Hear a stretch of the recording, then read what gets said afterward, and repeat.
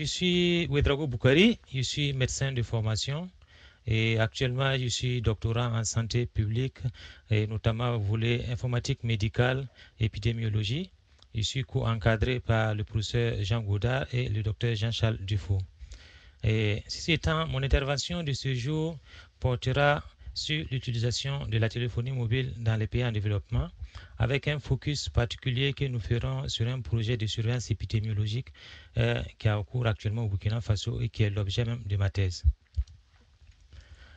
Notre intervention s'articulera autour des points suivants. Et nous allons aborder premièrement l'utilisation de la téléphonie mobile pour la transmission des données dans les pays en développement. En seconde grande partie, nous allons aborder une revue de la littérature que nous avons faite dans le cadre de la surveillance épidémiologique à travers le monde.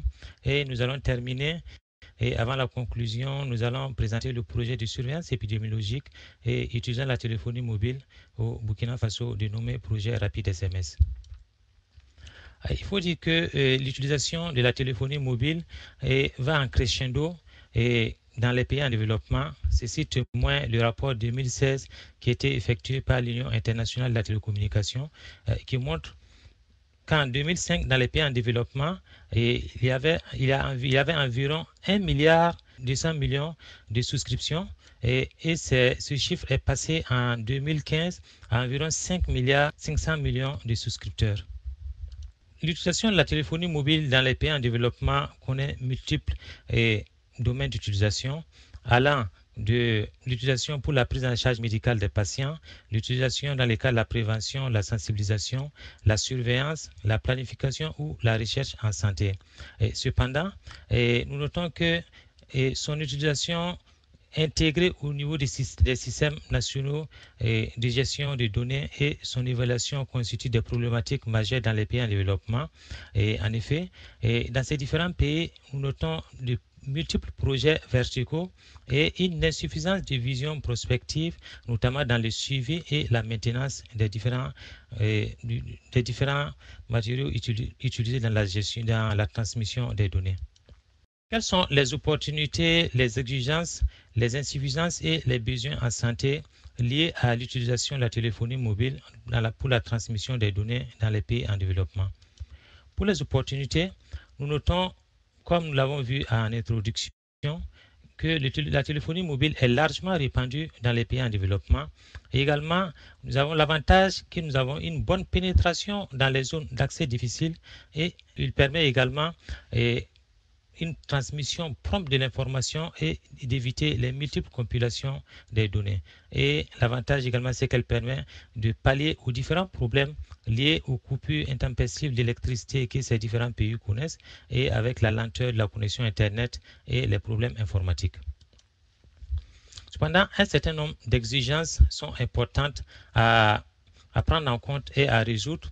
Et notamment, il est important que les différents acteurs impliqués dans cette transmission des données soient informés, notamment les agents de santé à base communautaire, qui actuellement ne sont pas des professionnels de santé et qui sont fortement mis en contribution pour utiliser la téléphonie mobile pour la transmission de certaines données, notamment dans le cadre de la sensibilisation.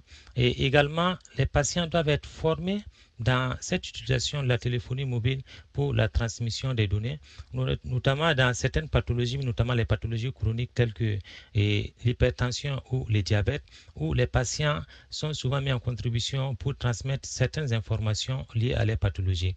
Et également les agents de santé, il est important que ceux-ci également, ces derniers également soient formés, car dans la plupart du temps, ce sont eux qui transmettent les différentes informations pour la gestion de l'information sanitaire. Et également, il est important que cette utilisation de la téléphonie mobile puisse être intégrée au flux du travail, puisse être intégrée dans les différentes politiques nationales de santé des différents pays utilisant cette technologie pour la remontée d'informations et également il doit permettre d'assurer la confidentialité et l'intégrité des données. Cependant, un certain nombre d'insuffisances sont à prendre en compte, et notamment dans ces pays en développement, et les téléphonies mobiles utilisées, et notamment les smartphones, existent certes, mais le coût est honoré et pour ceux qui sont de bonne qualité, et l'achat du matériel, notamment les serveurs et les déploiements sont coûteux. Et comme nous avons dit, il y a la connexion Internet qui est lente et non stable dans ces pays. Et nous avons aussi un problème d'acceptabilité et surtout les multiples dialectes. Et en guise d'exemple, au Burkina Faso, il y a environ plus de 60 dialectes différents. Et pour utiliser ces technologies mobiles en prenant en compte l'ensemble de ces dialectes constitue une insuffisance et qui n'est pas du tout facile à prendre en compte pour la transmission des données avec la prise en compte de l'ensemble de ces dialectes. Et une dernière insuffisance, c'est les différentes coupures intempestives d'électricité et les locaux qui sont inadaptés pour héberger les différents serveurs. Quels sont les différents besoins en santé utilisant cette technologie mobile? D'abord, dans la sensibilisation, la téléphonie mobile peut être utilisée pour la sensibilisation telle que la sensibilisation contre le VIH ou la prévention en santé. Également, elle peut être utilisée pour la formation des différents acteurs ou les problèmes ou conditions en santé telles que l'hypertension, le diabète que nous avons vu antérieurement. Elle peut également être utilisée pour la collecte des données et la planification en santé.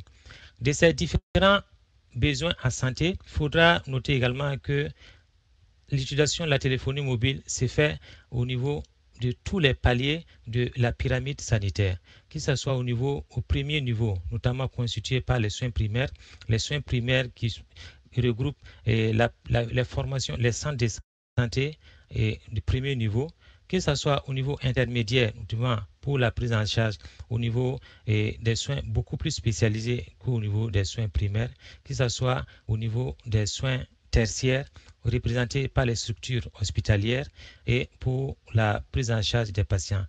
L'utilisation de la technologie mobile peut être utilisée dans l'ensemble de ces trois piliers de la pyramide sanitaire.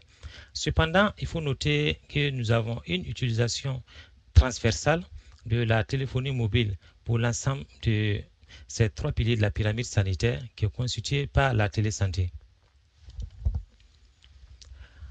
La deuxième partie de notre exposé va permettre de vous présenter un aperçu du résultat d'une revue de la littérature que nous avons faite et qui a fait l'objet d'une présentation et que vous pouvez avoir accès à partir via la chaîne YouTube du CECIP. Donc, c'est juste un aperçu et je vous invite à visualiser la présentation que nous avons faite pour plus d'éclaircissement. Au cours de cette revue de la littérature qui s'est étalée jusqu'au 31 décembre, nous avons pu obtenir 33 articles qui ont utilisé la téléphonie mobile pour la surveillance épidémiologique. Et pour l'ensemble de ces articles, nous avons noté que le SMS était le mode de transmission le plus utilisé et par moment, nous notons une utilisation simultanée du SMS avec Internet ou avec l'appel vocal. Cependant, pour l'ensemble de ces 33 articles, aucune analyse comparative de la qualité des données entre les trois modes de transmission par la téléphonie mobile n'a pu être appréciée. Également, au cours de cette revue de la littérature, il n'a pas été possible d'avoir des informations sur le mode d'implémentation et la méthodologie utilisée. Il y avait peu d'évaluations sur le coût d'achat de la téléphonie mobile, le coût de la transmission et également le coût de la maintenance du matériel et la satisfaction des utilisateurs. Et nous avons noté que les différents systèmes utilisés dans le cadre de cette surveillance épidémiologique n'étaient pas du tout intégrés aux différents systèmes nationaux d'information sanitaire des pays qui ont utilisé la téléphonie mobile dans le cadre de cette surveillance et il n'a pas été possible d'apprécier l'interopérabilité.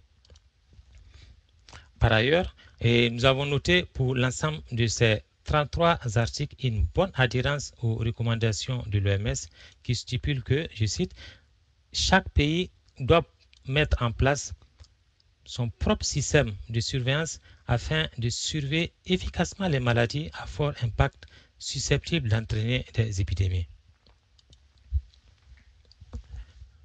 Enfin, la dernière partie de notre présentation qui est le cœur même de notre projet de thèse, et c'est le projet de surveillance épidémiologique et dénommé projet rapide SMS. Un aperçu de ce projet. Ce projet a débuté en 2013 dans un district sanitaire de Burkina Faso et nous avons bénéficié au cours de la mise en place de ce projet d'un accompagnement important de l'Université de Marseille qui nous a permis de mettre en place ce projet.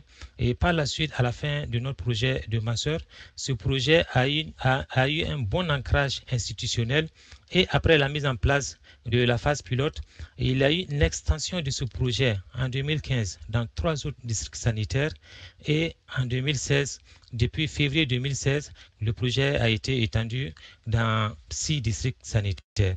L'objectif de ce projet était en 2013 d'améliorer la surveillance épidémiologique par le mobile par la transmission hebdomadaire des 12 pathologies sous surveillance au Burkina Faso. Et à partir de 2015, et au cours du déploiement effectué par le ministère de la Santé, il y a eu une prise en compte d'autres rubriques, notamment la transmission des produits nutritionnels et la notification instantanée des cas de décès maternel. L'avantage de ce projet, contrairement au projet que nous avons vu antérieurement, il est intégré au système national d'information sanitaire du Burkina Faso. Cette diapositive pour montrer le circuit de l'information. D'abord, le circuit standard. Le circuit standard, c'est-à-dire c'est le circuit avant la mise en place de notre projet de surveillance par le mobile. Le circuit standard consiste à la compilation et à une transmission des données à partir des centres de santé vers le ministère de la Santé. Et au niveau de chaque formation sanitaire, hebdomadairement, les données sont collectées, transmises au niveau des districts sanitaires qui font la compilation manuelle ou avec une feuille Excel et qui les transmet après au niveau des régions sanitaires. Chaque région sanitaire fait la compilation et transmet les données au niveau du ministère de la Santé. Et à partir du ministère de la Santé, nous notons une rétro-information qui est effectuée vers les régions sanitaires, des régions sanitaires vers les districts sanitaires et par moment, nous avons une rétro-information, mais pas toujours, des districts sanitaires vers les centres de santé. Au cours de la mise en place de notre projet, voici le circuit qui a été mis en place et qui est en vigueur actuellement au niveau des districts pilotes. Les données sont collectées toujours au niveau des centres de santé, renseignées par la téléphonie mobile et les données sont transmises par SMS au niveau de la base de données centrale. Et l'avantage, c'est qu'au niveau des districts sanitaires, ils font la consolidation et ils font la validation des données avant que les données ne puissent être accessibles au niveau des régions sanitaires via des tableaux de bord.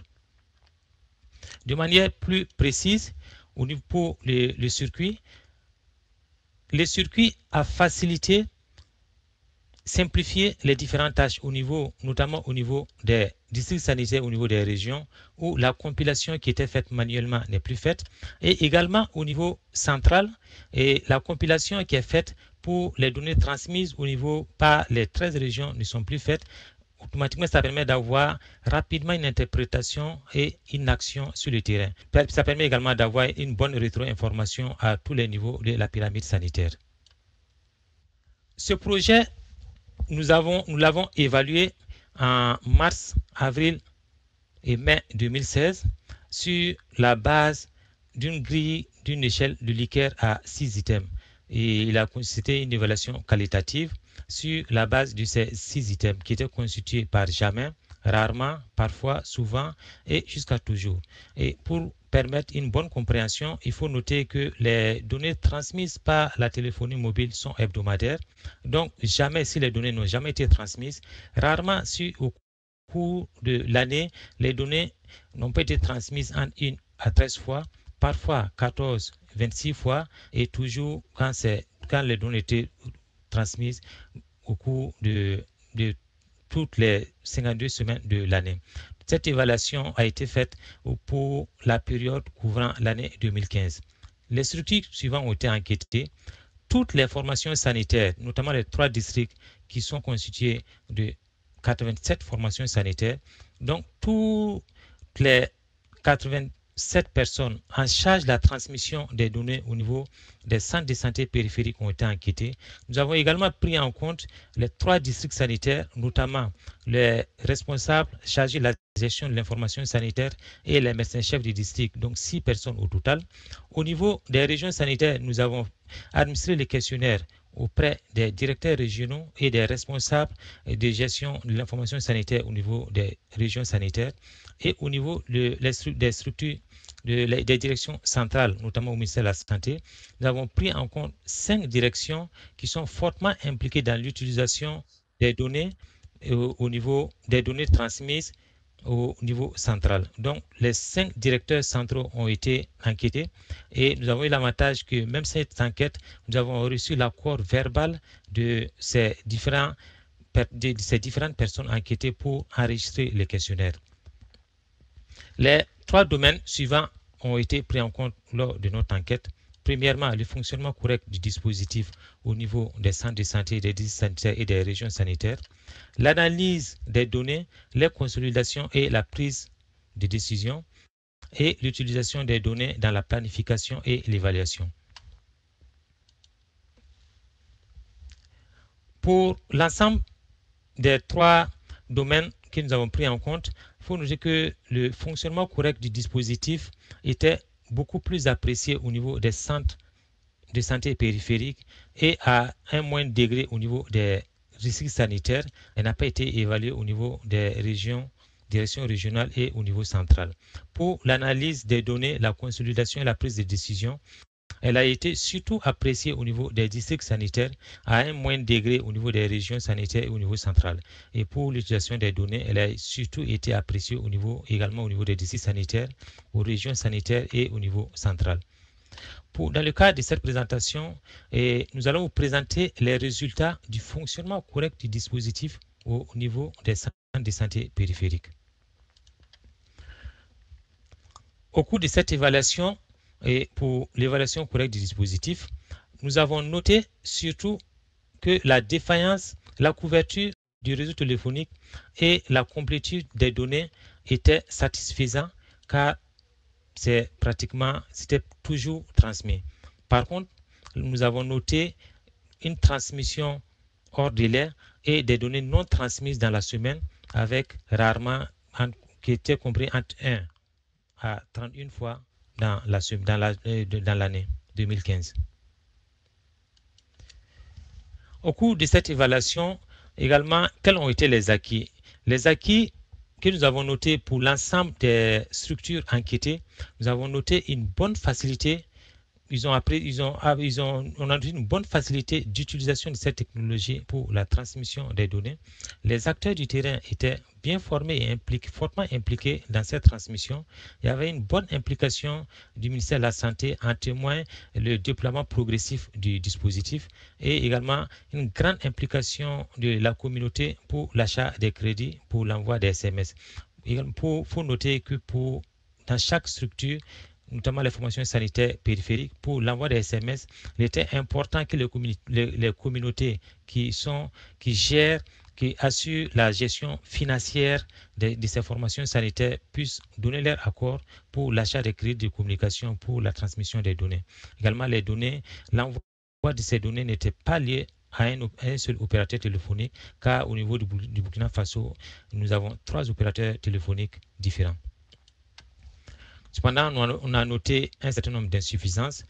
Premièrement, on a noté un manque d'implication continue des différents systèmes des districts pour la validation des données, un défaut de communication, des difficultés liées à l'envoi des données et il n'y avait pas de référent local identifié au niveau central. Car en effet, lorsque les formations sanitaires envoient les informations, ils ont un accusé de réception systématique qui les permettrait de savoir si les données sont transmises, ont été réceptionnées, ou sont transmises au niveau du serveur ou pas. Et arrivé à un certain moment, le serveur ne permettait pas d'avoir ces rétro-informations et il n'était pas sûr est-ce que les données étaient transmises ou pas. Également, il y avait un défaut de supervision des agents de santé par le niveau central. En conclusion, nous disons que la forte pénétration du mobile dans les pays en développement constitue une grande opportunité pour son utilisation dans tous les domaines de la santé, et également cette forte pénétration et l'utilisation en santé peut permettre une prompte transmission des données et également accompagner les différents pays en voie de développement dans la surveillance épidémiologique, surtout quand nous savons que l'épidémie à virus Ebola qui a eu lieu en Afrique en 2014, si nous avions utilisé cette technologie, ça aurait pu permettre d'anticiper sur cette propagation du virus au niveau de l'Afrique subsaharienne. Merci pour votre attention.